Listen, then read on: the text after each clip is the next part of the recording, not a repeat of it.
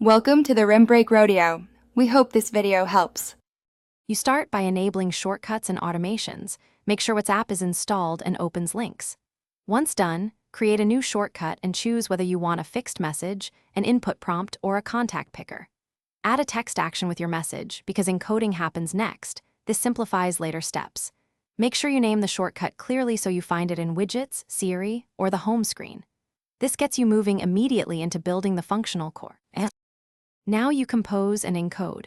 Place the text action, then add a get contents of URL or manual URL encode step. This prevents broken characters. Next, build the URL using WhatsApp //send, text equals plus the encoded text, or add and phone equals country code plus number if you target one contact.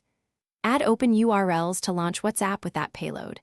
Test it until WhatsApp opens with the composed message. Once it reliably opens, you can add optional prompts, contact pickers, or clipboard handling to expand flexibility.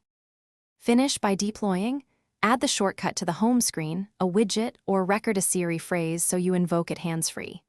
If you want automatic behavior, create an automation trigger and call the shortcut. Make sure to toggle ask before running if needed. Finally, save and run end-to-end tests. If things go wrong, check that the URL is properly encoded. WhatsApp permissions are allowed. And phone numbers use full country code. Otherwise, fall back to opening WhatsApp and pasting from the clipboard.